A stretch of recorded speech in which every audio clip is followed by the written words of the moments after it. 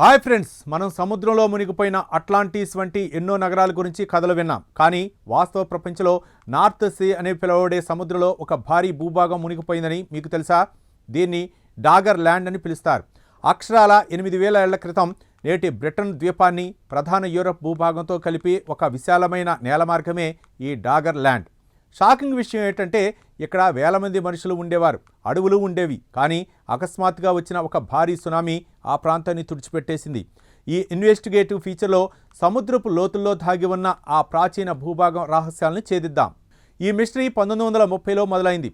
ఉత్తర సముద్రంలో చేపలు పట్టే జాలర్ల వలలో అకస్మాత్తుగా కొన్ని వేల ఏళ్ల నాటి ప్రాచీన ఆయుధాలు, జంతువుల ఎముకలు, చివరకు మనుషుల పుర్రెలు కూడా దొరికాయి. సముద్రం మధ్యలో ఇవన్నీ ఎలా వచ్చాయని శాస్త్రవేత్తలు పరిశీలిస్తే అక్కడ ఒకప్పుడు మోలోసోతిక్ కాలానికి చెందిన ఒక భారీ నాగరికత ఉండేదని తేలింది. అసలు ఆ ప్రాంతం ఎలా మునిగిపోయింది?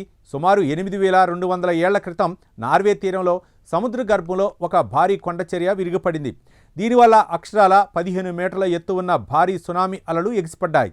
ఈ అలల దాటికి డాగర్ ల్యాండ్ మొత్తం కూడా నీట మునిగిపోయింది. ఒక్క రాత్రిలో వేలాది మంది జలసమాధి అయ్యారు.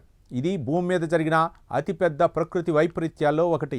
లేటెస్ట్ అండర్ వాటర్ మ్యాపింగ్ ప్రకారం నార్త్ సీ అడుగున ఇప్పటికీ ప్రాచీన అడవుల ఆనవాళ్లు, మనుషులు వాడిన పురాతన పొయ్యి వంటివి పదిలంగా ఉన్నాయని తేలింది.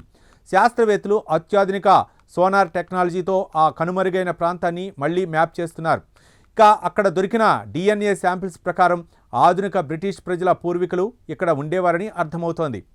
నిజానికి డాగర్ ల్యాండ్ అనేది చరిత్ర పుటల్లో నిలిచిపోయిన ఒక విషాదకరమైన అద్భుతం.